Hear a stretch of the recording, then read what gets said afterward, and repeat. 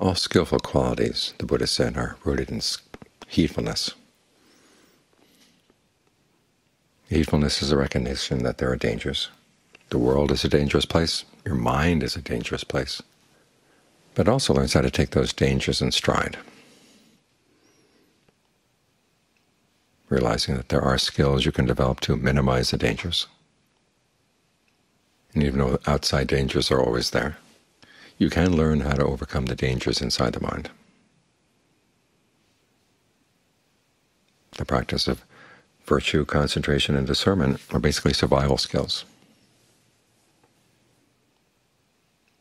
Attitudes of goodwill, compassion, empathetic joy, equanimity, learning how to develop those in all situations where they're needed. Those are survival skills too. As a famous philosopher once said, we live forward but understand backward. We're going to live in the world and we're going to have to make choices about what to do. A lot of those choices are based on what we've seen in the past, but sometimes things in the past can't give us guidance as to what we're facing right now. So we're always taking a chance, but you try to minimize the chances. At the very least, approach every situation with an attitude of goodwill, so that if you make a mistake, it's not from your own ill will. It's simply because your goodwill was not well enough informed. And that kind of mistake is a lot easier to live with. If you come at a situation hoping to harm somebody else and then you get harmed, well, in one way you got what you deserved. But if your basic underlying intention was good, then if it turned out that it was misinformed, there's a lot less to criticize yourself about. It's a lot easier to talk it over with somebody else. So think of goodwill as a survival skill. Concentration is a survival skill as well. When the Buddha was teaching his son how to practice concentration, he started out by saying, make your mind like earth.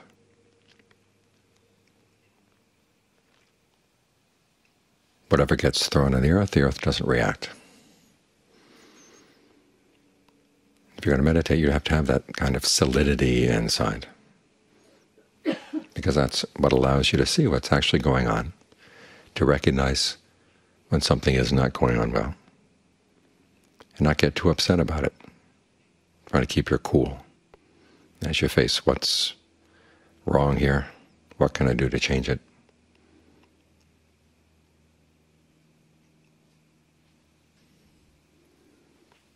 And if I can't figure out how to change it right now, how can I sit there and watch it? Part of your ability to live with a mistake or a difficult situation is to have something inside that is a place you can return to. Having that attitude of keeping your mind like earth, that's one thing you can do. Another is to learn to be on good terms with your breath so that you have a sense of well-being. This is your center. This is your home. No matter where you are, this is your home. So when situations outside are difficult, you remind yourself, okay, they can't take my home away from me. That's your safe place. When you're operating from a safe place like that, then it's a lot easier to try new things out. It's a lot easier for you to be more ingenious in thinking up new solutions to problems that present themselves. So this is why we keep returning to the breath and try to learn how to be on good terms with it.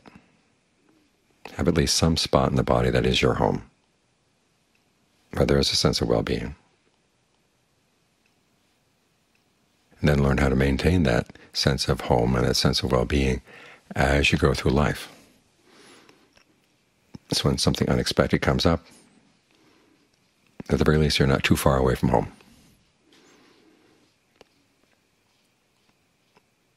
It's like those rabbits and squirrels and things that you drive along at night.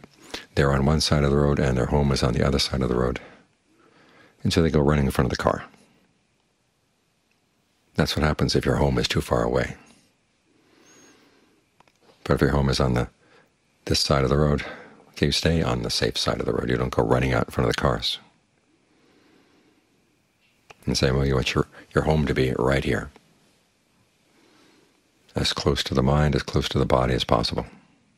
the breath is the closest thing to the mind. It's your basic experience of the body. Even before you experience the solidity of the body, there's the energy that gets you in touch with it. Make that your home, so you always have a safe place.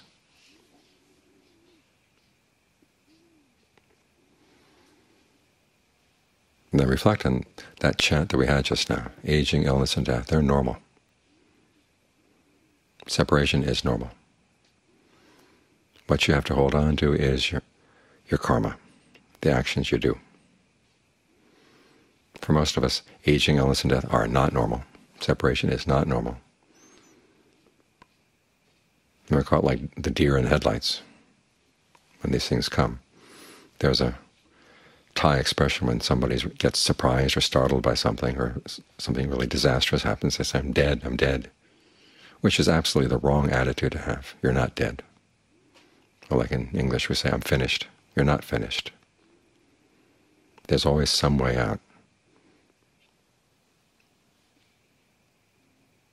And the Buddha gives you a skill here with a meditation, so even if you do die, you know what to do. You don't go latching onto anything unskillful that comes up in the mind.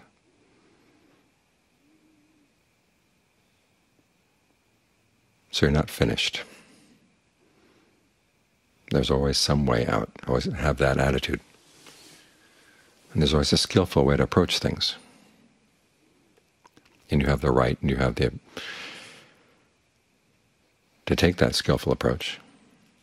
It's up to you now to learn the internal skills, the equanimity, the goodwill, all these other good qualities of mind which give you a firm foundation. So your mind can be like earth. It doesn't have to react.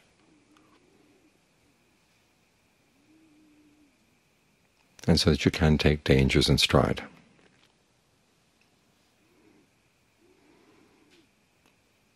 Because all too often our way of dealing with dangers is to ignore that they're there.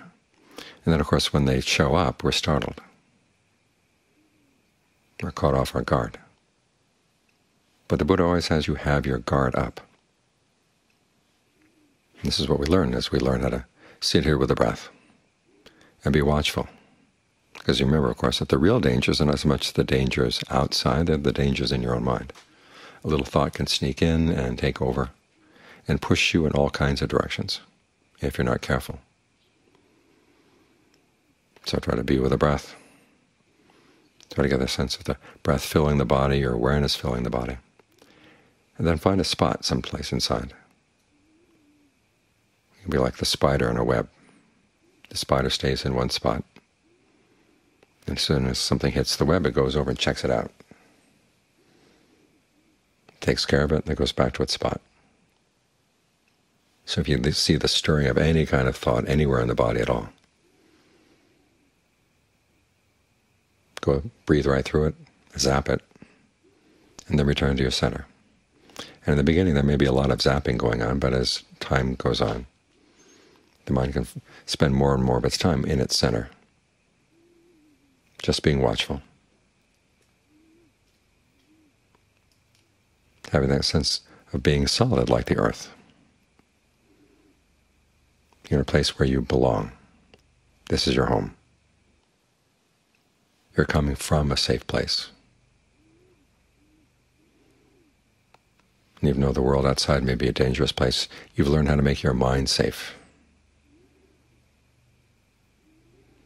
And that will enable you to deal with any danger outside at all. Because remember, what you need to preserve more than anything else is in line with that fifth reflection, Gammasa Gomiyam, the owner of my actions. Don't let outside circumstances push you into doing anything unskillful. You may have to make sacrifices. It's like playing a game of chess. We all want to win at chess and keep all our pieces at the same time, and that's impossible. You realize you live in this world, there are sacrifices you have to make. To have a clear sense of what sacrifices don't matter all that much and which ones would be really, really detrimental. As the Buddha said, there are two things you want to maintain. You want to maintain your virtue and you want to maintain your right view. He says the loss of those is serious. As far as external losses, those are not nearly as serious. because when things outside are lost, they can be regained.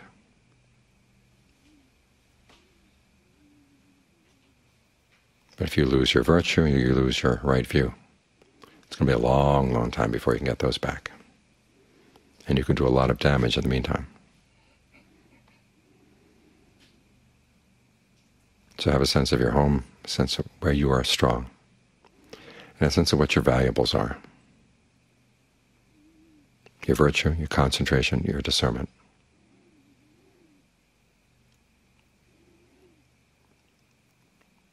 And you find that if you're not too eager to hold on to any other thing, you can protect your genuine valuables. And that way, even though you make inevitable mistakes in life, you can take them in stride. And even though there are inevitable losses in life, you're still holding on to things of real value.